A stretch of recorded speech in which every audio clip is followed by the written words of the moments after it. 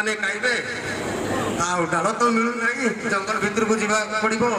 ହଉ ଦେଖେ କୁଆଡେ ଗଲି ସକାଳୁ ସକାଳୁ ଏତେ ଆଡେ ବୁଲି ଆସିଲି ଟୁକୁରୁ ଭାଇ କୁଆଡେ ଗଲେ କେଜାଣି ପିଲାଟିକୁ ଆଡମିସନ କରିବା ପାଇଁ ବୁଲୁଥିଲି ଟୁକୁରୁ ଭାଇ ସାର୍ ଯେ ନମସ୍କାର। ନମସ୍କାର ନମସ୍କାର ଟୁକୁରୁ ଭାଇ ତମେ ଏଠି କଣ କରୁଛ? ଏଇଟା ନି ମୁଁ ଡାଳ ଭାଙ୍ଗି ଆସିଛି ଆଉ ମୋର ଯୋଉ ଛେଳି ମାନଙ୍କୁ ଦେବି ଆଉ। ଛେଳି ମାନଙ୍କୁ ଦବ ଯେ ତମ ପିଲାଟି ବା ବିଦ୍ୟାଳୟରେ ନାମ ଲେଖାଇବ ତା ପାଇଁ କିଛି ଚିନ୍ତା କଲଣି କି ନାହିଁ? ପିଲାକୁ ବି ଲେଖିବି ସ୍କୁଲରେ ମୋର ତ ଛେଳି ଅଛନ୍ତି ଜମି ବାଡି ଅଛି ଚାଷ କଲେ ସେ ତାର ଖାଇବ ନୂଆ ପୁରୁଣା ଖାଇକି ସାରି ପାରିବ ନାହିଁ ଆଉ ସ୍କୁଲରେ ଲେଖିଲେ କିସ ହବ? କିସ ହବ ଯେ ତମେ ଟୁକୁରୁ ଭାଇ ଶୁଣ ତମେ ଚାଷ କରୁଛ ଭଲ ଆମ ମାଟି ମା ପାଇଁ ଚାଷ ହଉଛି ସବୁଠାରୁ ଭଲ କିନ୍ତୁ ଚାଷ କରୁଛ ଯେ ଚାଷ କରିବା ସହିତ ତମ ପିଲାମାନେ ପାଠ ପଢି ପୁଣି ମଣିଷ ହେବେ ନା ନାହିଁ? ଆଉ ମୁଁ ତ ନିଜେ ଏନି ପାଠ ପଢିନି ଆଉ ପିଲାକୁ କି ପାଠ ପଢି ତମେ କେତେ ପର୍ଯ୍ୟନ୍ତ ପାଠ ପଢିଛ? ମୁଁ ଏଇ ପ୍ରଥମ ଦ୍ୱିତୀୟ ପଢିଛି ଆଉ। ବ୍ୟସ୍ତ ହୁଅ ନାହିଁ ତମେ ମଧ୍ୟ ପାଠ ପଢି ପାରିବ ଜାଣିଛ ନା ଜାଣିନ? ଆମକୁ କିଏ ପାଠ ପଢେଇବ ଯେ? ଆମେ ପାଠ ପଢେଇବୁ ରୁଆ କହୁଛୁ ଆମେ ବି ପାଠ ପଢି ପାରିବା ଆମେ ଜାଣିଛୁ ଛୁଆ ମାନେ ପାଠ ପଢିବେ ଯେ ଛୁଆ ବାପା ମାନେ ବି ପାଠ ପଢିବେ। ହଁ ଟୁକୁରୁ ଭାଇ ଆରେ ଏବେ କହିଲ ଦେଖି ମତେ ଆମ ସରକାରଙ୍କ ତରଫରୁ ଗୋଟେ ଉଲ୍ଲାସ କାର୍ଯ୍ୟକ୍ରମ ଚାଲିଛି ଜାଣିଛ ନା ନାଇଁ? ଏଇ ଉଲ୍ଲାସ କାର୍ଯ୍ୟକ୍ରମରେ ତମେ ପାଠ ପଢିବ ତମ ଗାଁରେ ଯୋଉ ଭାଇମାନେ ବା ମଉସା ମାଉସୀ ଦସ୍ତଖତ ଶିଖିନାହାନ୍ତି ହିସାବ ଶିଖିନାହାନ୍ତି ଏବଂ ବ୍ୟାଙ୍କରେ ଗଲେ ବହୁତ ହଇରାଣ ହଉଛ ସବୁ କାମ ଏଇ ଉଲ୍ଲାସ ମାଧ୍ୟମରେ ଶିଖିପାରିବ ଜାଣିଛ ନା ନାଇଁ? ନାଇଁ ଜାଣିନଥିଲୁ ଏଟା ତ ଆଜି ନୂଆ କରି ଜାଣିଲି ଆଉ। ଦେଖ ପାଠ ପଢିବା ନିହାତି ଦରକାର ତମେ ବୁଝୁଛ ନା ନାଇଁ? ମୁଁ ତମକୁ ଗୋଟେ ଜିନିଷ ଦେଖାଉଛି ତମେ ମତେ ପଢିକି କହିବ ହେଲା।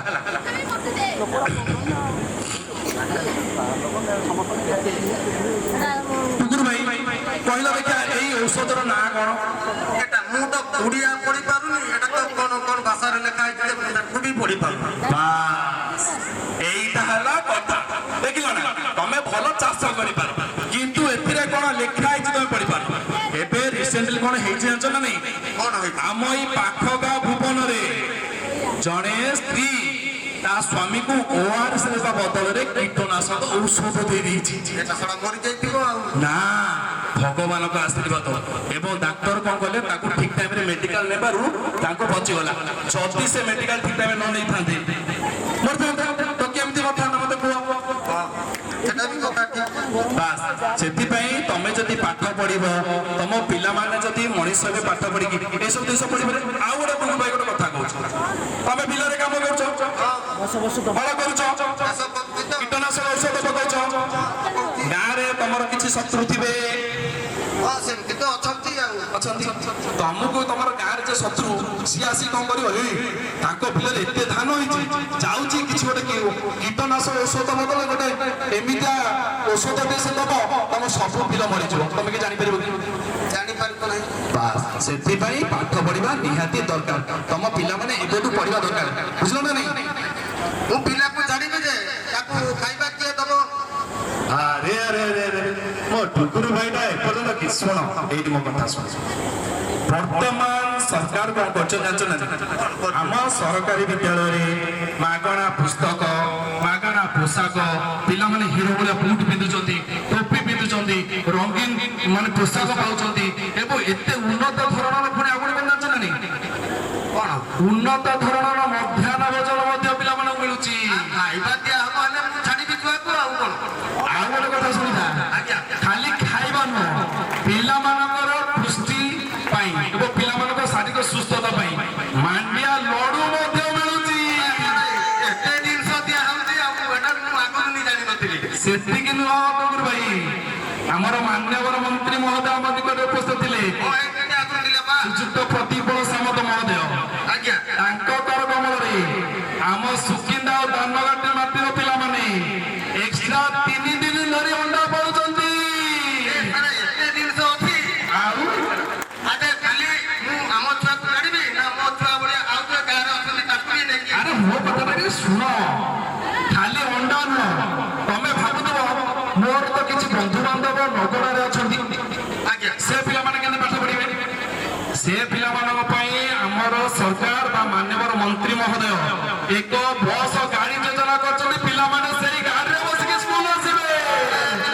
ସୁବିଧା ଅଛି ଆଉ ଆମେ ତାହେଲେ ପିଲାକୁ ଖାଲି ଛାଡ଼ି ମାରି ଆପଣ ପିଲାକୁ ସରକାରୀ ବିଦ୍ୟାଳୟ ନାମ ଲେଖାଇବେ, ସରକାରୀ ସବୁ ସୁବିଧା ପାଇବେ। ତା ସହିତ ତୁମ ଅଞ୍ଚଳର ଯେତିକି ଭାଇମାନେ ଅଛନ୍ତି ତମ ଗ୍ରାମବାସୀ ମାନଙ୍କୁ ବୁଝେଇବ। ତମେ ତମ ଗାଁର ମୁରବୀ, ତମର ଦାୟିତ୍ୱ ରହିଛି ନା ଗାଁ ପାଇଁ। ତୁମେ ହେଲେ ପାଠ ହେଇ ଗାଁ ଯିବ ଆଗେଇ, ଏଇ କଥା ମନେ ରଖିଥା।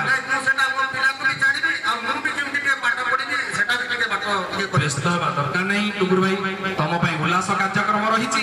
ଉଲ୍ଲାସ କାର୍ଯ୍ୟକ୍ରମ ମାଧ୍ୟମରେ ଆମ ମଣ୍ଡଳ ଶିକ୍ଷା ଅଧିକାରୀ ସୁଚିନ୍ତା କାର୍ଯ୍ୟାଳୟ ତରଫରୁ ପ୍ରତି ପଞ୍ଚାୟତ ପ୍ରତି ଗାଁରେ ଆମ ଶିକ୍ଷକ ଶିକ୍ଷୟତ୍ରୀ ଭାଇ ଭଉଣୀ ମାନେ ବୁଲି ବୁଲି ସବୁ ଭାଇ ମାନଙ୍କୁ ପାଠ ପଢଉଛନ୍ତି। ସେତିକି। ଆଉ ଗୋଟେ କଥା ମୋର ଡାଉଟ୍ ହଉଛି ଟୁକୁର ଭାଇ, ତମେ କାହିଁକି ପିଲାକୁ ଏତେ ଗୋଟେ ଛେଳି ଚରଉଛନ୍ତି, ପିଲାମାନେ ବିଲରେ କାମ କରୁଛନ୍ତି, କାହିଁକି ଏମିତି ଛାଡି ଦଉଛ କହିଲ? ତମ ପିଲାଟା ପାଠ ପଢିବାକୁ ଚାହୁଁନ ନା କଣ? ସେଟା ବି ତ ସବୁ ପିଲା ବୁଲୁଛନ୍ତି, ଆମ ପିଲାଟା ବି ବୁଲୁଛି, ଆଉ ଆମେ କଣ କରିବୁ? ଦେଖ ଟୁକୁର ଭାଇ, ଦେଖ ଏଇଠି ଆମ ସାର୍ ବହିଛନ୍ତି, ପିଓ ସାର୍ ବହିଛନ୍ତି, ପିଡିଓ ମ୍ୟାଡାମ ବହିଛନ୍ତି, ଆମର ଅତିରିକ୍ତ ମଣ୍ଡଳ ଶିକ୍ଷକ ମ୍ୟାଡାମ ବହିଛନ୍ତି, ତାପରେ ଆମର ବିଆରପି ସାର୍ ମଧ୍ୟ ଅଛନ୍ତି। ଆଉ ଗୋଟେ କଥା ଜାଣିଛ, ଖାଲି ତମ ସାଧାରଣ ପିଲା ନୁହଁ, ତମେ ଏଠି ମନ ଦୁଃଖ କରୁଥିବ ଆମ ଗାଁ ପାଖରେ ଗୋଟେ ଘରେ ଗୋଟେ ପିଲା ଅଛି, ସେ ଠିକ ସେ ଚାଲି ପାରିବ, ତାକୁ ଠିକ ସେ ଦେଖାଯାଉ। ସେଥିପାଇଁ ଆମ ବିଆରପି ସାର୍, ବୁଝିଲେ କି ନାହିଁ, ଆମ ବିଆରପି ସାର୍ ମଧ୍ୟ ତାଙ୍କ ପାଇଁ ଏମିତି ବ୍ୟବସ୍ଥା କରିଛନ୍ତି, ପିଲାମାନେ ସ୍କଲାରସିପ ପାଇବେ ଏବଂ ପିଲାମାନଙ୍କର ଯାତାୟାତ ଖର୍ଚ୍ଚ ଅଛି।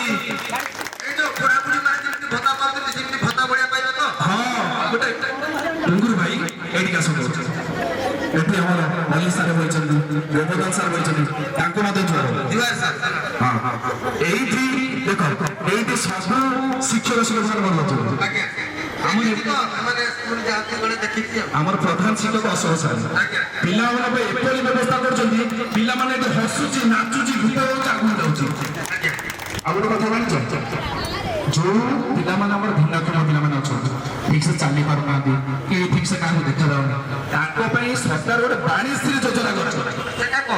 ସେଥିରେ ପିଲାମାନେ ସବୁ ସୁବିଧା ପାଇବ, ସ୍କଲାରସିପ ପାଇବ ଏବଂ ତାଙ୍କ ପାଇଁ ଯୋଉ ଯୋଉ ଜିନିଷ ଦରକାର ପାଠ ପଢିବା ପାଇଁ, ସେ କେବଳ ସ୍ପେଶାଲ ଏଜୁକେସନ ସହିତ ଆମ ପିଲାମାନଙ୍କ ସହିତ ମିଶିକି ମଧ୍ୟ ସେ ପିଲାମାନେ ପଢିବ, ଖେଳିପାରିବ, ତମେ ଖେଳିପାରିବ, ତମ ପିଲା ସବୁ ପ୍ରତିଯୋଗିତାରେ ଭାଗ ନେବ, ତମ ପିଲା ନାଚିବ, ଗୀତ ଗାଇବ, ପ୍ରତ୍ୟେକ ଯାଇକି ପହଞ୍ଚିବ। ବୁଝିଲ?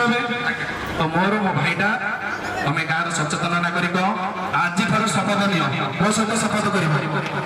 ମୁଁ ଜଣେ ସଚେତନ ନାଗରିକ, ଶପଥ କରୁଛି ଯେ ମୋ ପିଲାକୁ କାମକୁ ନ ଛାଡି ସରକାରୀ ବିଦ୍ୟାଳୟରେ ନାମ ଲେଖାଇବି, ଏବଂ ମୋ ପିଲା ନୁହଁ, ଆମ ଗାଁରେ ଯେତକ ସବୁ ପିଲାମାନେ ଅଛନ୍ତି, ଆମ ଗାଁରେ ଯେତିକି ପିଲା ସବୁ ଅଛନ୍ତି, ତାଙ୍କୁ ନେଇକି ସରକାରୀ ବିଦ୍ୟାଳୟରେ ନାମ ଲେଖାଇବି, ବୁଝିଲ? ମୁଁ ଯାଉଛି, ଆସନ୍ତା କାଲି ମୁଁ ବିଦ୍ୟାଳୟ ତମକୁ ଅପେକ୍ଷା କରିଥିବି, ତମେ ଯିବ, ତମ ପିଲାର ନାମ ଲେଖି ଆଣିବ। ମନେଇଲ? କହିଲି। ନମସ୍କାର, ଜୟ ଜଗନ୍ନାଥ।